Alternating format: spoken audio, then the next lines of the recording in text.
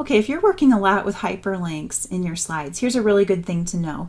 Let's say I want to apply a hyperlink to this orange box right here. I'd right-click it, choose hyperlink, click place in this document, and then I would choose the slide that I want to hyperlink to from the list that you see here, right? Well, here's the thing. The slides here are all listed by the slide number and the slide title.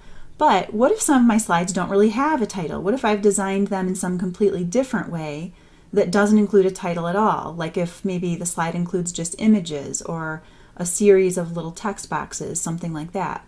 That's totally fine. They're still going to appear here in this list, but they'll look like this. Take a look at slide 12. You can see this one over here in the thumbnail doesn't have a title, so in the list it just appears as slide 12. Now this is all fine, but if you're applying lots of hyperlinks and lots of your slides don't have titles, it might get a little bit hard to efficiently choose the slides, the right slides, from this list because they'll just be listed as, you know, slide 1, slide 2, slide 3, and so on.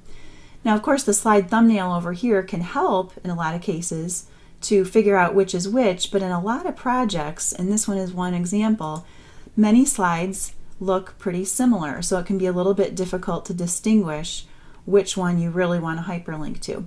So here's what you can do. When you create a new slide, you can come up here to the New Slide button and click that drop down, and then use a format that includes a slide title. I'm going to use this one that says title only. And when the new slide gets created, you can just enter whatever descriptive text you want here for the title, because the user doesn't have to see that, because look what we can do. We can just select that box and use our up arrow to move it right off of the slide canvas, see? So, whoops, back up a little bit. What that does is it makes the slide title still associated with this slide, but the user never has to see it. When the output gets created by publisher, the slide title won't appear. But look what happens. If I go to my orange box, right click and say edit hyperlink, you can see that there's the new slide that I just created with the title text just the way I entered it. So doing things this way can just help your workflow a little bit if you're using a lot of hyperlinks, because that title can be really handy when you're trying to select the right one.